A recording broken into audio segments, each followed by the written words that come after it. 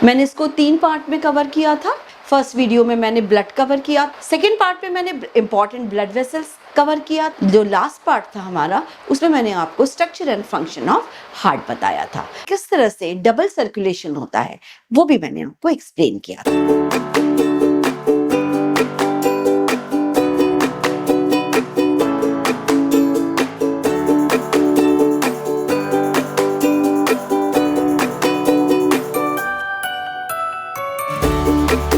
मेरे previous video में हमने स्टार्ट किया था, मैंने आपको पूरा एक्सप्लेन किया था ह्यूमन सर्कुलेटरी सिस्टम, जो क्लोज सर्कुलेटरी सिस्टम है।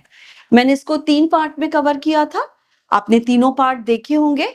फर्स्ट वीडियो में मैंने ब्लड कवर किया था, functions and types of blood, RBC, WBC, platelets and plasma. Second part में मैंने इंपॉर्टेंट ब्लड वेसल्स कवर किया था, जिसमें मैंने आपको आर्टरीज, वेन्स एंड कैपिलरीज के फंक्शन के बारे में बताया था। और थर्ड जो लास्ट पार्ट था हमारा, उसमें मैंने आपको structure and function of heart बताया था। मैंने आपको ह्यूमन में किस तरह से डबल सर्कुलेशन होता है वो भी मैंने आपको एक्सप्लेन किया था। आपने वो तीनों वीडियोस पूरे अच्छे से देखे होंगे और आपको क्लियर हो गया होगा। मेरा चैनल सब्सक्राइब कीजिए और मेरा वीडियो स्टार्टिंग से एंड तक देखिए। एंड में मैंने इसके रिगार्डिंग नोट्स शेयर किए हैं जो आपको एग्जाम के लिए बहुत हेल्पफुल होंगे। आज का जो टॉपिक है, आज जो हम पढ़ने जा रहे हैं वो है ब्लड सर्कुलेशन इन एनिमल्स। पहले मैंने आपको ब्लड सर्कुलेशन इन ह्यूमन पढ़ाया था, आज हम लेंगे ब्लड सर्कुलेशन इन एनिमल्स। मैंने आपको फर्स्ट वीडियो में बताया था, क्विक हम उसका देख लेते हैं रिवीजन। सर्कुलेटरी सिस्टम जो होता है, basically circulatory system transport system है। हमने इसको 2 पार्ट में डिवाइड किया है, जैसे आप देख रहे हैं, open circulatory system and close circulatory system. जो ओपन सर्कुलेटरी सिस्टम होता है, जिसे हम कहते हैं हीमोलिम्फ, यहाँ पर जो ब्लड फ्लो करता है इसे हम कहते हैं हीमोलिम्फ, क्योंकि यहाँ पर क्या होता है कि ब्लड एंड लिम्फ ये मिक्स्ड होते हैं। यहाँ पर ब्लड एंड लिम्फ अलग से वेसल्स के अंदर फ्लो नहीं करता, इसलिए हम इसे कहते हैं ओपन सर्कुलेटरी सिस्टम, जहां हम ब्लड को कहते हैं ब्लड और लिम्फ ये दोनों मिक्स होते हैं। इसके अंदर आरबीसी एब्सेंट होती है, इसलिए जो ब्लड का कलर है व्हाइट होता है। ब्लड वेसल्स प्रेजेंट नहीं होती, इसीलिए इसे हम ओपन सर्कुलेटरी सिस्टम कहते हैं। इसका एग्जाम्पल है, यहाँ पर क्या कर होता है कि जो हार्ट होता है वो डायरेक्टली ब्लड को पंप कर देता है कैविटी में और ब्लड वहां से फ्लो करता है। इसका एग्जाम्पल है ऑर्थोपोडा। ऑर्थोपोडा में आप सबसे हमारा कॉमन एग्जाम्पल है कॉकरोच। इसके बाद मोलस्का होते हैं, जो एग्जाम्पल है ओपन सर्कुलेटरी सिस्टम। दूसरा सर्कुलेटरी सिस्टम होता है क्लोज सर्कुलेटरी सिस्टम, जिसके अंदर ब्लड एंड लिम्फ दोनों सेपरेट होते हैं। हम इसको क्लोज सर्कुलेटरी सिस्टम इसलिए कहते हैं क्योंकि जो ब्लड होता है वो क्लोज वेसल्स, यानी आर्टरीज, वेन्स एंड कैपिलरीज, ये क्लोज वेसल्स होती है। ब्लड और लिम्फ जो है ये सेपरेट होते हैं, लेकिन ब्लड जो है वो क्लोज वेसल्स से फ्लो करता है। आरबीसी प्रेजेंट होती है और हमें पता है जो आरबीसी में जो हीमोग्लोबिन पिगमेंट है उसकी वजह से ब्लड का कलर रेड होता है। इसका एग्जाम्पल है वर्टिब्रेट्स, ह्यूमंस, बर्ड्स, ये सब एग्जाम्पल है क्लोज सर्कुलेटरी सिस्टम, जो मैंने आपको पहले तीनों पार्ट के अंदर कवर किया है। आज जो हम पढ़ेंगे, आज जो हम करेंगे ओपन सर्कुलेटरी सिस्टम, और इसके पहले मैं आपको 2 बहुत इंपॉर्टेंट टर्म्स बताना चाहूंगी, warm blooded animals and cold blooded animals. जो वार्म ब्लडेड एनिमल्स है, जैसे ह्यूमन है, ह्यूमन क्या है, ह्यूमन वार्म ब्लडेड एनिमल्स है। वार्म ब्लडेड एनिमल्स में क्या होता है, those animals that can produce their own body heat. जो बॉडी हीट, जो अपनी ओन बॉडी है वो खुद ही हीट प्रोड्यूस कर देती है। They do not depend on environment to regulate body temperature. जो वार्म ब्लडेड एनिमल्स होते हैं उनकी जो बॉडी है वो खुद ही टेम्परेचर रेगुलेट करती है, यानी एटमॉस्फेयर में चाहे कोल्ड वेदर हो चाहे हॉट वेदर हो, हमारी बॉडी अपने ओन हीट प्रोड्यूस करके टेम्परेचर को रेगुलेट कर देती है। तो नेचुरली बॉडी खुद ही हीट प्रोड्यूस कर रही है, तो ऐसे जो वार्म ब्लडेड एनिमल्स है इन्हें बहुत ज्यादा अमाउंट में एनर्जी की रिक्वायरमेंट होती है। तो ये जो है एनर्जी मिलती है ऑक्सीजन से, so they require high amount of oxygen to produce large amount of energy. आपको याद होगा मैंने ह्यूमन में बताया था कि ह्यूमन का 4 चेम्बर्ड हार्ट होता है। इसका रीजन मेन यही है कि जो सेप्टम से डिवाइडेड होता है, जहां पर oxygenated blood, deoxygenated blood separate होता है ताकि ऑक्सीजनेटेड ब्लड ज्यादा से ज्यादा सेल तक पहुंचे, सेल को ज्यादा अमाउंट में ऑक्सीजन मिले और एनर्जी ज्यादा अमाउंट में रिलीज हो। लेकिन सेकंड जो हम देखते हैं, सेकंड कोल्ड ब्लडेड एनिमल्स, जो आज मैं आपको पढ़ाने जाने वाली हूँ। कोल्ड ब्लडेड एनिमल्स कौन से होते हैं? Those animals that can not produce their own body heat. उनकी बॉडी खुद हीट प्रोड्यूस नहीं कर पाती, तो नेचुरली जब बॉडी हीट प्रोड्यूस ही नहीं कर पाती तो they totally depend on the environment to regulate body temperature. वो एनवायरमेंट के ऊपर डिपेंड करते हैं बॉडी टेम्परेचर को रेगुलेट करने के लिए। They do not need high energy to maintain the body temperature. वो एनवायरमेंट के ऊपर डिपेंड करते हैं, उनकी बॉडी हीट जनरेट नहीं कर पाती, तो इसलिए उन्हें बहुत ज्यादा अमाउंट में ऑक्सीजन की रिक्वायरमेंट नहीं होती। तो वहां पर क्या होता है, ऑक्सीजनेटेड ब्लड और डीऑक्सीजनेटेड ब्लड जिस तरह से ह्यूमन के अंदर सेप्टम के थ्रू डिवाइडेड होता है, इसमें ये डिवाइडेड नहीं होता। इसका एग्जाम्पल है एम्फीबियंस, रेप्टाइल्स, फिश। इसको मैं बहुत डिटेल में आपको अभी पढ़ाऊंगी क्योंकि आज का हमारा टॉपिक ही जिसके बारे में हम पढ़ने जा रहे हैं, ब्लड सर्कुलेशन इन एनिमल्स। चलिए अब स्टार्ट करते हैं ब्लड सर्कुलेशन इन एनिमल्स। आपको जो सिलेबस में है वो एम्फीबियंस एंड रेप्टाइल्स है जिनका 3 चैम्बर्ड हार्ट होता है, और इसके बाद मैं आपको लूंगी 2 चैम्बर्ड हार्ट यानी फिश। आपको सिलेबस में सिर्फ इतना ही है। तो पहले हम देख लेते हैं एम्फीबियंस एंड रेप्टाइल्स। सबसे पहले तो आपको सब जानते हैं कि एम्फीबियंस क्या होते हैं। एम्फीबियंस वो एनिमल्स होते हैं जो लैंड के ऊपर भी सरवाइव कर सकते हैं और वाटर में भी सरवाइव कर सकते हैं। इसका सबसे अच्छा एग्जांपल है, हम सब जानते हैं, फ्रॉग। फ्रॉग एम्फीबियन का सबसे बेस्ट एग्जांपल है जो लैंड पे भी सरवाइव करता है और वाटर में भी सरवाइव करता है। तो एम्फीबियंस वो एनिमल्स होते हैं जो वाटर एंड लैंड दोनों पे सरवाइव करते हैं। तो आज हम देखेंगे इनमें ब्लड सर्कुलेशन किस तरह से होता है। दूसरी बात हम करेंगे रेप्टाइल्स की। आप सबको पता है रेप्टाइल्स यानी जो एनिमल्स क्रॉल करते हैं, जैसे स्नेक है, क्रोकोडाइल है, ये सारे रेप्टाइल्स कैटेगरी में आते हैं। तो रेप्टाइल्स के अंदर भी किस तरह से ब्लड सर्कुलेशन होता है आज हम ये देखेंगे। तो सबसे पहले आज जो भी आपको मैं कवर कराऊंगी, blood circulation in amphibians and reptiles. तो पहले देख लेते हैं, आप थोड़ा सा डायग्राम देखिए। आप देख पा रहे हो कि ये जो एम्फीबियंस एंड रेप्टाइल्स है, इनमें 3 चैम्बर्ड हार्ट है। इनमें 3 चैम्बर्ड हार्ट है। लेकिन यहाँ पर आगे बढ़ने के पहले मैं एक बहुत इंपॉर्टेंट पॉइंट बताना चाहूंगी जो 1 मार्क के अंदर आता है। रेप्टाइल्स जैसे मैंने आपको बोला जो क्रॉल करते हैं, उनके अंदर 3 चैम्बर्ड हार्ट होता है, लेकिन एक एक्सेप्शन है, क्रोकोडाइल।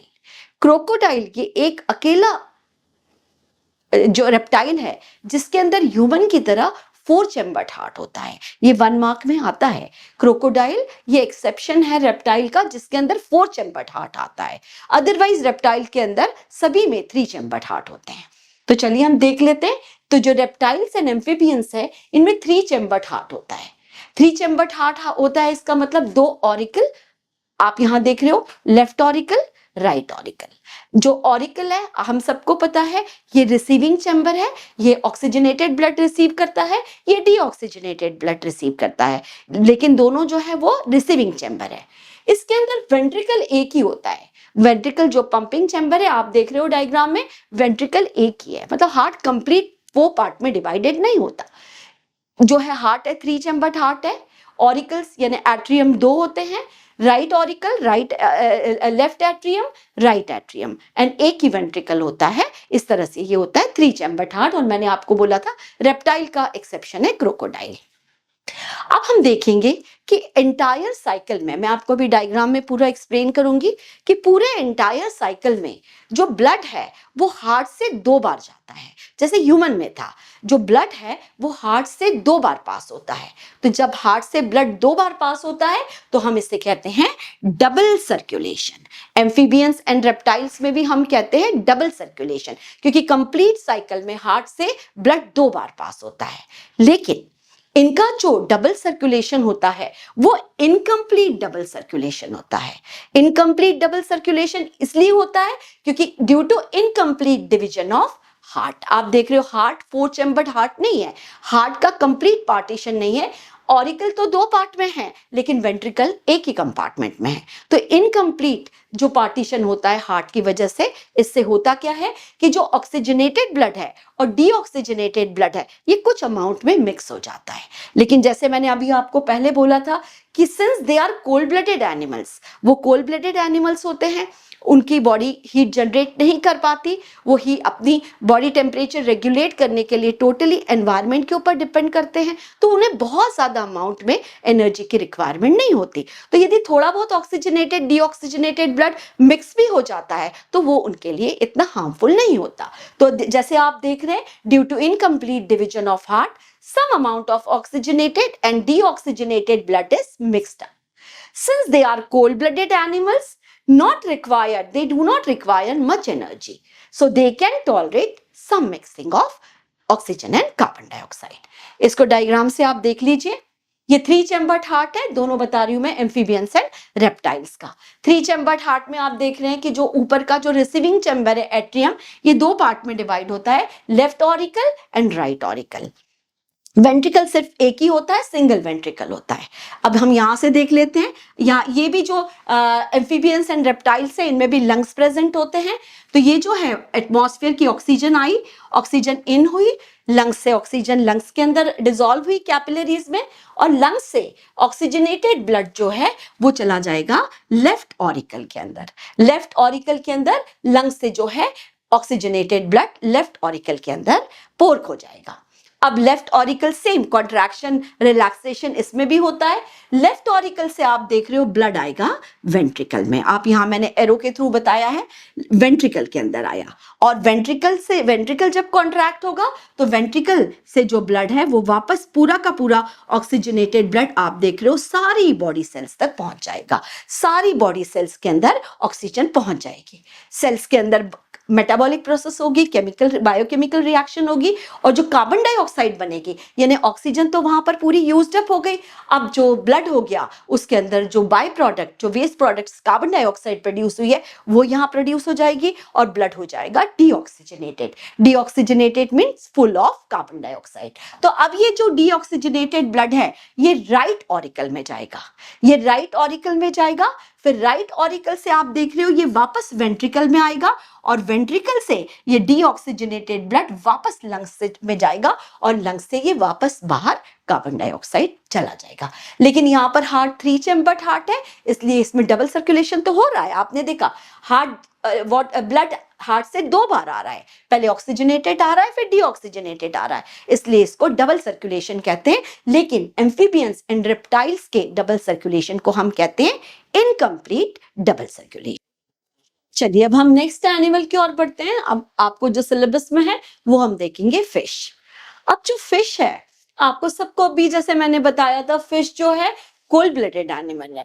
कोल्ड ब्लडेड एनिमल है यानी उनका जो है they do not require much energy to maintain the body temperature, क्योंकि उनकी बॉडी अपनी ओन हीट प्रोड्यूस नहीं करती, तो वो टेम्परेचर के लिए जो पूरा टोटली डिपेंड करते हैं एनवायरनमेंट के ऊपर। तो एनवायरनमेंट के ऊपर डिपेंड करते हैं, उनके बॉडी को तो बहुत ज्यादा अमाउंट में हीट जनरेट करने की जरूरत नहीं होती है, तो इसलिए ये होते हैं कोल्ड ब्लडेड एनिमल्स, और इनको बहुत ज्यादा ऑक्सीजन या बहुत ज्यादा एनर्जी की रिक्वायरमेंट नहीं होती। तो जो फिश होता है, जैसे आप यहाँ देख रहे हो, फिश का 2 चैम्बर्ड हार्ट होता है, एक ऑरिकल और एक वेंट्रिकल। फिश का बहुत सिंपल सा स्ट्रक्चर होता है, जो है 2 चैम्बर्ड हार्ट होता है, 1 ऑरिकल एंड 1 वेंट्रिकल।